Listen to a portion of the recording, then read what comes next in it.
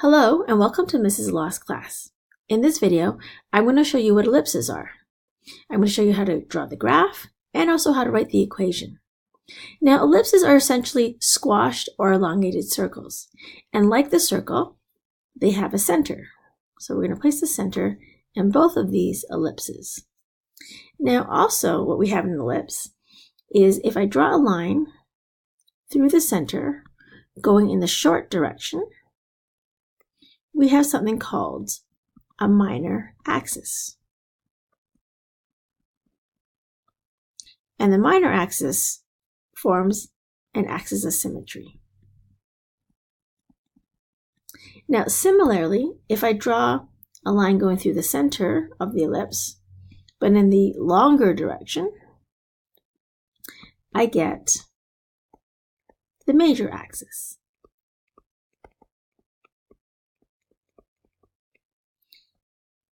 And like the minor axis, the major axis also is a line of symmetry. Now, the major axis also has coordinates at the endpoints called vertices. So these are the vertices here on the longer ends, and similarly over here. All right, let's take a look at what the equation of ellipse in standard form looks like. So the only difference between the equation of a circle and the equation of ellipse is that the x and y terms are multiplied or divided by different real numbers, whereas for the circle it is the same number, which is the radius. So here I have plotted two ellipses onto a coordinate system. So let's take a look at this first one on the left. So we can see that the center of the ellipse is centered at 0, 0.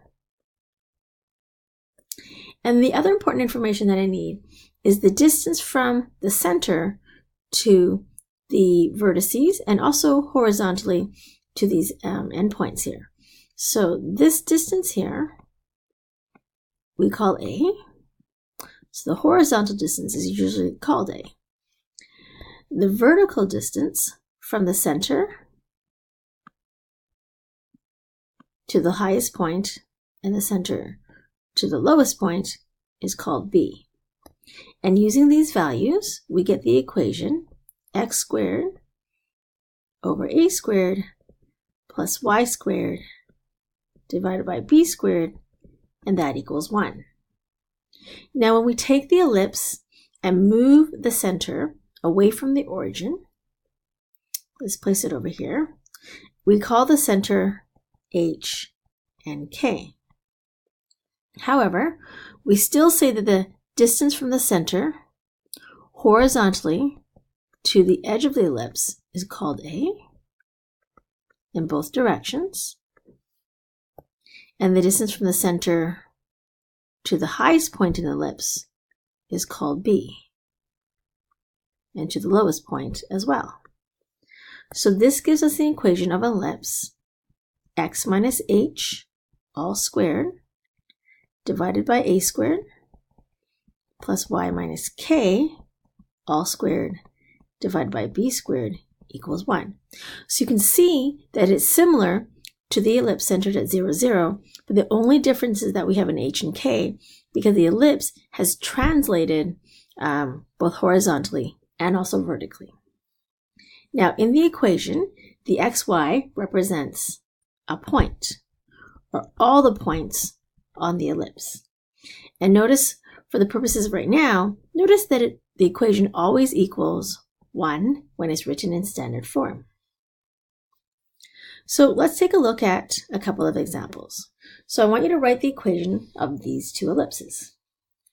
So in the first one here, we can see that the center is at 0, 0.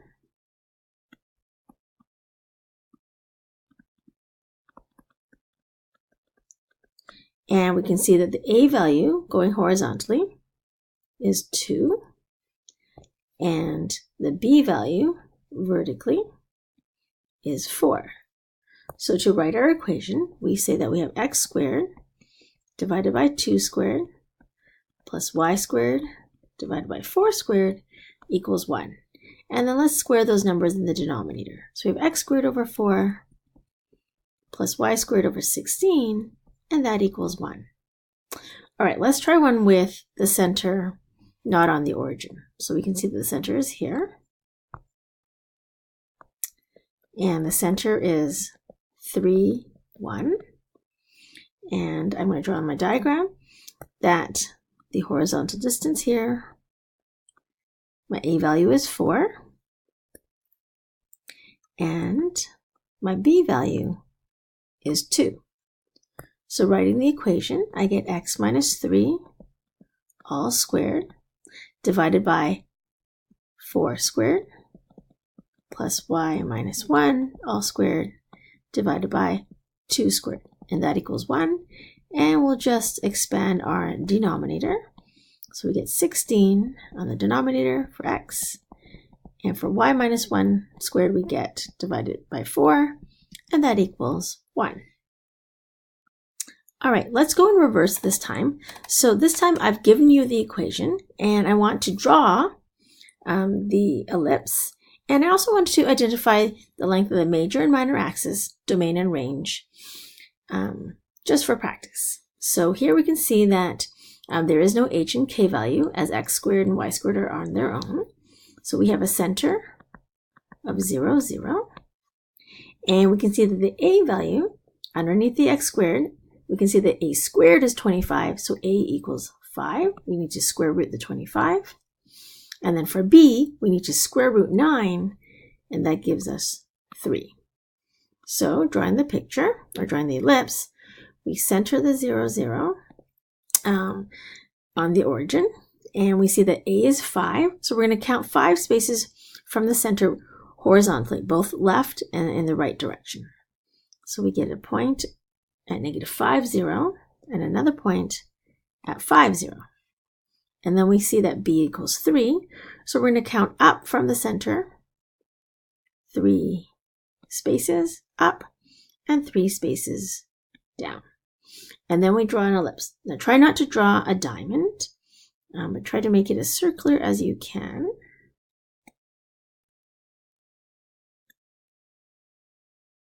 Okay, and that's not that bad. So we can see from our picture that the major axis is horizontal, and that is a length of 10. The minor axis, which is vertical, has a length of 6. And the domain has an x value that goes from negative 5 and has values all in between here, all the way up to positive 5. So we say that the domain is negative 5, less than or equal to x, less than or equal to positive 5. And then the same for the range. So the smallest y value is negative 3, and then we have y values all in between, all the way to positive 3. So the range is negative 3, less than or equal to x. Oh, not x, sorry. Less than or equal to y, and less than or equal to 3. Let's now take a look at an example where the center is not at 0, 0. Now you can see here also that the equation is not equal to 1. So what we need to do is divide everything through by 36 so that the right side does equal to 1. So we're going to divide every term. We have big binomial terms here. We're going to divide everything by 36. And that's going to give us x minus 2 all squared, and 36 and 36, these cancel off. And then 9 and 36 reduces to 1 over 4. And then 36 over 36, that reduces to 1. So we get x minus 2 all squared plus y plus 5 all squared divided by 4, and that equals 1. So we can see from the equation that we have the center of 2, because it's minus 2. Remember, that means we're translating 2 to the right. And then y plus 5 means that we're translating down 5. So remember that we take the opposite value of what we see inside the brackets. Now the a value, there is no a value, but it doesn't mean that it's 0. If you want, you can place the number, the binomial, over 1. So our a value is 1, and our b value is the square root of 4, which is then equal to 2. So drawing my picture, I'm going to place my center at 2, -5. And in my horizontal direction, I'm going to count 1, because A is 1, space left and right. And then in my vertical direction, my B value is 2. So I'm going to count 2 spaces up and down. And so I get this tiny little ellipse. Oh, let me draw that a little bit better. We get this tiny ellipse down here in the 4th quadrant. So we can see that the major axis is actually vertical this time, and it has a length of 4. The minor axis this time is horizontal, and it is only 2 spaces, so it's 2. Now our domain, it starts at -1, and it goes all the way to +3. So we say the domain is -1, less than or equal to x, less than or equal to 3. And then our smallest y value is -7, less than or equal to y, and it goes all the way to -3. We're going to finish off by taking a look at how to write the equation of an ellipse given some information. So you know that the equation of an ellipse has to have a center point, the A, and the B values. Now, when you're given the information, draw a diagram to help you visualize the picture. If one of these values is missing, you should have 2 other pieces of information so you can substitute it into the equation in standard form and then find the missing value. Now remember that when a question states that a curve is passing through a point, that point is going to represent x and y. So in this example here, we have minor axis endpoints of 3, 1 and 3, -5. So I'm going to plot them here. And this helps us because that will help us determine where the center is. And we can see that the center is around here. And we can see from the diagram, it looks like it's at 3, -2. But we can also use the midpoint formula. So it's going to be 3 plus 3 divided by 2, and 1 minus 5 divided by 2. And the center is then going to be 3, -2. And then also from this, then, we can see that the vertical distance from the center to the bottom point is a distance of 3. And 3 is our B value, actually. Now let's plot our point as well. So -5, -1, we get a point way over here. So this means that our ellipse looks something like this. So what we're missing is our A value. And we're going to plug all our information. -5, -1 is our x and our y. And 3, -2 is our h and our k. And we're going to plug it into the equation in standard form to find our A value. So let's plug these numbers in. So we get -5 minus 3 all squared divided by A squared plus -1 plus 2 all squared divided by 3 squared equals 1. So doing a little bit of simplifying, I get 64 over A squared plus 1 over 9 equals 1. And then doing some algebra to isolate my A squared, I get 8/9. And I can see that if I multiply 8 by 8 and then 9 by 8, I get that my A squared is actually equal to 72. Now I actually don't need to actually find A because I can see that in my formula I want A squared anyways.